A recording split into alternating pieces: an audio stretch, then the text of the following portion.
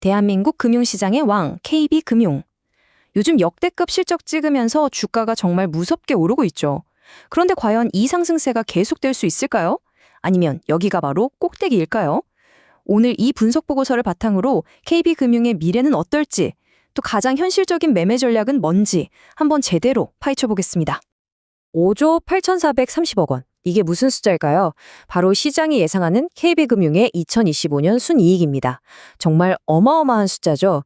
역대 최대 실적을 예고하는 바로 이 숫자가 우리가 지금 KB금융을 주목해야 하는 가장 확실한 이유라고 할 수 있습니다. 오늘 우리가 살펴볼 내용은 이렇습니다. 먼저 KB금융이 왜 대장주인지 그 위상부터 한번 확인해 보고요. 그 다음엔 투자자들을 설레게 하는 강력한 매수 이유들을 짚어볼 겁니다. 물론 반대편의 리스크 요인도 아주 날카롭게 봐야겠죠.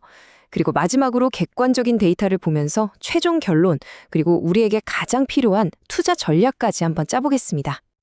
자, 그럼 첫 번째 파트입니다. 도대체 KB금융이 어떤 회사길래 모두가 입을 모아서 대한민국 금융 대장주라고 부르는 걸까요? 그 핵심부터 한번 들여다보죠. KB금융은 그냥 덩치만 큰 게 아니에요. 말 그대로 업계의 방향을 이끄는 대장주입니다. 이게 무슨 뜻이냐면 시장이 불안할 때 투자자들이 가장 먼저 찾는 안전한 피난처가 되기도 하고, 반대로 시장이 좋을 땐 가장 앞에서 상승을 이끄는 기관차 같은 역할을 한다는 거죠.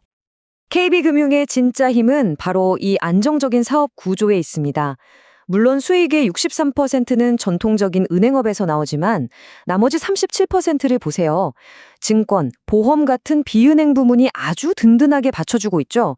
이건 마치 다리가 여러 개인 착상처럼 금리가 오르내리는 외부 충격에도 쉽게 흔들리지 않는 아주 튼튼한 체력을 가졌다는 뜻입니다. 자, 그렇다면 투자자 입장에서 KB금융이 왜 이렇게 매력적으로 보이는 걸까요? 지금부터 KB금융 주식을 사야 하는 아주 강력한 이유들, 이른바 불케이스를 하나씩 살펴보겠습니다. 와, 이 숫자들을 좀 보세요. 정말 감탄이 나오지 않나요? 자기 자본으로 돈을 얼마나 잘 버는지 보여주는 수익성 지표 ROE는 10.86%까지 치솟을 전망이고요. 은행이 얼마나 튼튼한지 알려주는 CET1 비율은 업계 최고 수준입니다. 심지어 비용을 얼마나 아껴 쓰는지 보여주는 CIR은 역대 최저를 기록했죠. 한마디로 돈 잘 벌고 튼튼하고 씀씀이까지 알뜰한 거의 완벽한 성적표인 셈입니다.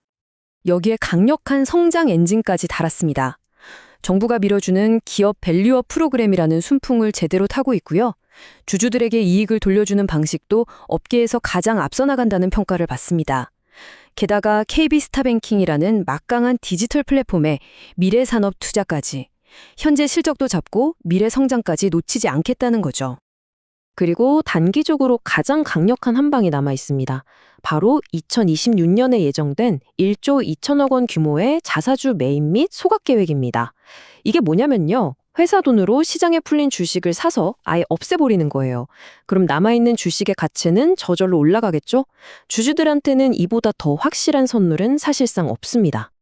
자, 이렇게 좋은 이야기만 들으니까 당장 사고 싶고 마음이 막 흔들리죠? 하지만 현명한 투자자라면 항상 동전의 뒷면도 봐야 합니다. 과연 이 눈부신 실적 뒤에는 어떤 그림자, 즉 리스크가 숨어 있을까요? 이제 잠시 비판적인 시각으로 한번 돌아가 보죠. KB금융 투자를 망설이게 만드는 요인들, 그러니까 베어 케이스는 과연 무엇인지 냉정하게 한번 짚어보겠습니다. 가장 큰 리스크는 사실 KB금융이 스스로 통제하기 어려운 외부 변수들입니다. 앞으로 금리가 내려가면 은행의 핵심 수익원인 이자 마진이 줄어들 수밖에 없고요. 여기에 정부가 계속 압박하는 상생금융 문제나 아직 불씨가 꺼지지 않은 부동산 PF 부실 문제, 그리고 언제 터질지 모르는 글로벌 경기 침체 가능성까지 모두 KB금융에게는 꽤나 부담스러운 요인들입니다. 비관론의 핵심 주장은 바로 이겁니다. 최고의 실적을 기록했다는 건 반대로 말하면 이제 정점을 찍고 내려갈 일만 남았다는 피크아웃 신호 아니냐는 거죠. 이미 꽉 찬 시장에서 과연 지금 같은 성장을 계속 이어갈 수 있을까 하는 근본적인 질문이 나오는 겁니다. 자, 지금까지 긍정론과 부정론, 양쪽의 주장을 모두 들어봤습니다. 이제는 잠시 감정은 내려놓고 오직 차트와 데이터라는 객관적인 증거들이 뭐라고 말하고 있는지 한번 분석해 보겠습니다. 기술적으로 차트를 보면 현재 주가는 이동평균선들이 나란히 위를 향하는 정배열 상태예요. 이건 아주 강한 상승 추세에 있다는 신호죠. 만약에 주가가 좀 조정을 받더라도 13만 8천 원에서 14만 원 사이가 강력한 지지선 역할을 할 걸로 보이고요. 반대로 더 올라간다면 15만 5천 원 부근에서 한번 저항을 만날 가능성이 있습니다. 이 시나리오 표를 보면 앞으로 주가가 어떻게 움직일지 대략 그림을 그려볼 수 있습니다. 가장 좋은 상황, 그러니까 주주 환원율 60%를 달성하면 19만 원까지도 갈 수 있지만 최악의 경우 부동산 PF 위기 같은 악재가 터지면 14만 원 선까지 밀릴 수도 있다는 거죠. 현재로서는 16만 8천 원 정도를 가장 현실적인 기본 시나리오로 보는 게 맞겠습니다. 다음 슬라이드를 보시기 전에 PBR이라는 개념을 아주 간단하게만 짚고 넘어갈게요. PBR은 주가를 회사의 순자산으로 나눈 값인데요.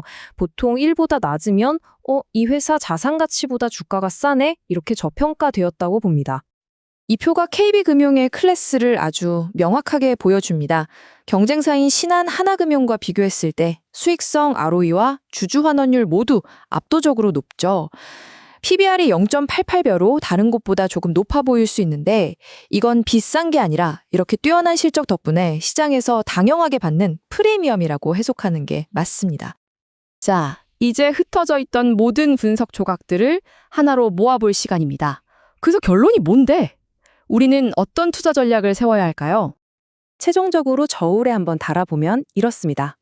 한쪽에는 역대급 실적과 강력한 주주 환원이라는 아주 묵직한 장점이 있고요. 반대쪽에는 성장 둔화 우려와 규제 리스크라는 단점도 분명히 존재합니다. 결국 투자의 성공은 이 저울의 균형을 우리가 어떻게 판단하느냐에 달려있는 셈이죠. 그래서 이 분석 자료가 내놓은 최종 전략은 바로 조정 시 분할 매수입니다. 단기적으로 주가가 이미 너무 많이 올랐기 때문에 지금 흥분해서 따라 들어가는 추격 매수는 위험하다는 거죠.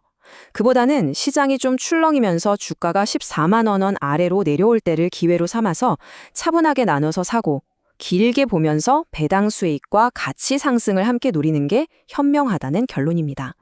이러한 모든 분석을 바탕으로 이 보고서의 최종 투자 의견은 매수입니다. 그리고 목표 주가는 보수적인 관점에서 16만 5천 원을 제시하고 있습니다. 이 가격은 회사의 순자산 가치, 그러니까 PBR 1배에 해당하는 수준이거든요. 막연한 기대감이 아니라 현실적인 가치에 기반한 아주 합리적인 목표치라고 할 수 있겠습니다. 오늘 분석을 마무리하면서 이 질문을 한번 던져봅니다. KB금융의 역대급 실적, 여러분은 이게 정점을 알리는 신호라고 보시나요? 아니면 대한민국 금융산업의 새로운 기준을 제시하는 시작이라고 보시나요? 이 질문에 대한 여러분의 답이 앞으로의 투자 방향을 결정하는 아주 중요한 열쇠가 될 겁니다.